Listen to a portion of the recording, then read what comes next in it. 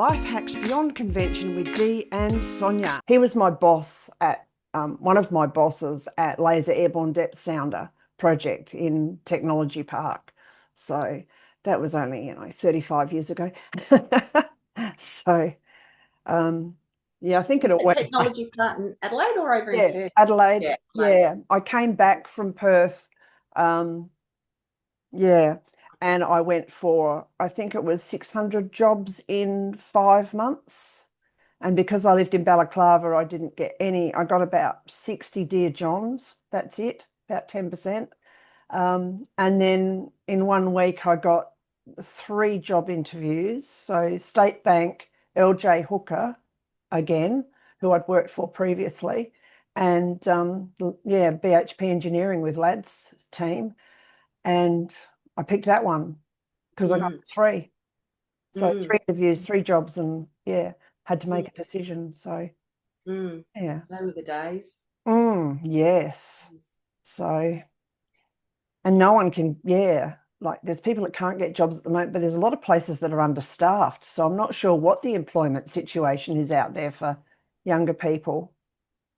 It seems, yeah, it seems to be a bit hit and miss, doesn't it? Because like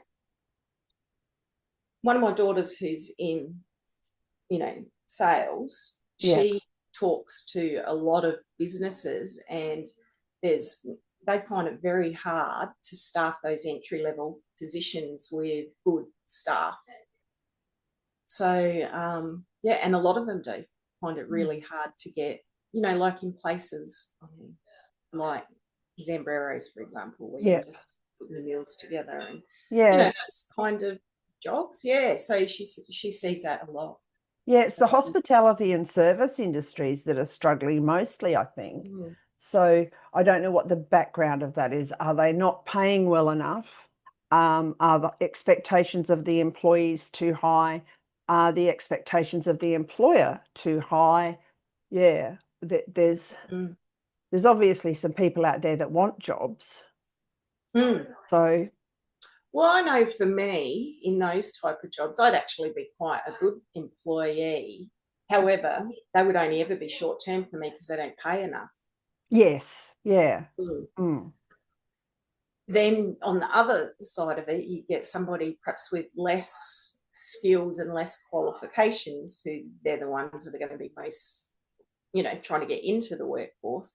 Yeah. But sometimes they have unrealistic expectations of what they need to do for their income.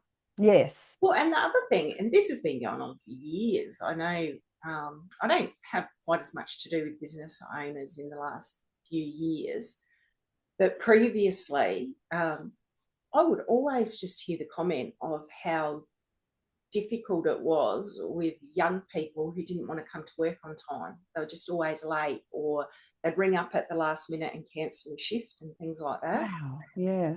Which is really difficult to manage, isn't it? Yes, Like it you can't is. run a business on that. Mm.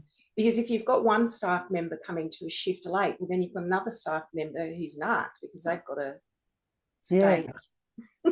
Stay, or you've got to drag someone in early. Yeah. Yeah. And something I picked up on was when I went to work for Witchery, which is a fashion house in South Australia. I don't know whether it's Australia wide. And the first job of the morning was to vacuum. A lot of young people, aside from not knowing how to vacuum because they've never had to, don't think that's their job. I'm here to sell clothes. Yeah, there's other things that have to be done. There has to be ironing, or steaming, and lots of little tasks. Cleaning up. You can't just, wipe So the it's a filters pretty down. complex problem, isn't it? Well, are we not explaining it to them prior to them looking at what a job holds? Does there need to be more education in the high school level? Yeah.